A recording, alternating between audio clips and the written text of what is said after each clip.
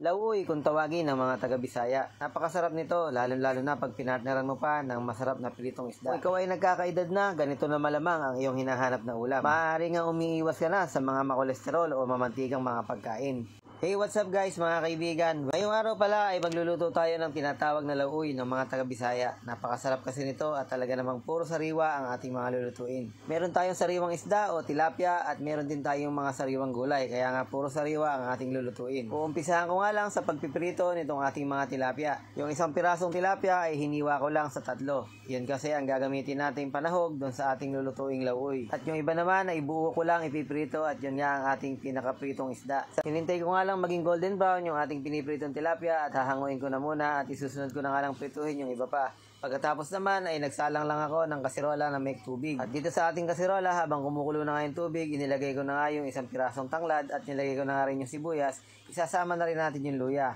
Tapos ilalagay natin yung mga hiniwang kalabasa. Ilalagay na rin natin yung mga hiniwa kong gabi. Bali ito yung magpapalapot sa ating sabaw. Yung kalabasa naman ang magpapadilaw sa ating sabaw. Kagaya nung nakikita nyo, nung kumulo na ay unti-unti na nga lumalambot ang ating gabi at saka kalabasa. Ilagay na rin natin yung ating bawang at yung ating kamatis. Para nga lumasa na rin yung ating isda, ilalagay na nga natin yung 3 pirasong pinirito ko kanina. At tuloy-tuloy nga lang ang pagpapakulo at ilalagay na nga natin itong ating mga okra. 1 pirasong talong lang yung aking ginayat. Ginayat ko nga lang siya ng pabilog at ilalagay na nga natin dito sa ating kumukulong sabaw. At ang gagamitin ko lang palang pampalasa dito ay asin lang. Wala na akong ibang ilalagay dito. Sa lahat naman kasi ng nilagay nating mga gulay katulad ng kalabasa, at katulad na rin ng tanglad na lalo nang magpapabango, ganun din meron tayong kamatis, sibuyas at bawang, siguradong masarap na yung ating niluluto. Ito nga yung patunay na wala nang ibang kemikal ang ating gagamitin dito. At pagkatapos nga ay ilalagay ko na nga lang itong mga dahon ng saluyot at lalagyan na rin natin ng dahon ng malunggay. Talaga namang napakasustansya ng ating niluluto ngayon at sabi ko nga kanina,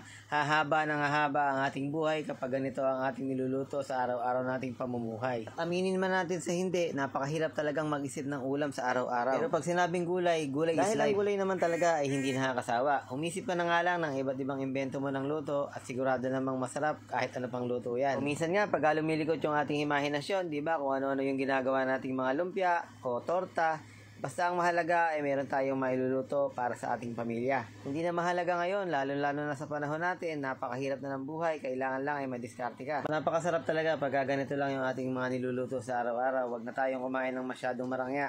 Ang mahalaga ay meron tayong maihahain sa pamilya. Yung simple at payak ay napakaganda na. Sabi nga, pag nagsisimula ka pa lang, doon ka muna sa ibaba. Hintayin mo na lang na ikaw ay umangat at iangat niya ng iba. Dahil ang nagpapakababa ay inaangat at ang nagpapakataas ay ibinababa. At kung nakarating ka pa nga sa part ng video na ito, paki-comment mo na rin kung ano ang pangalan mo, pati na yung lugar mo. Baka sa susunod, ikaw na yung mabati ko. Salamat!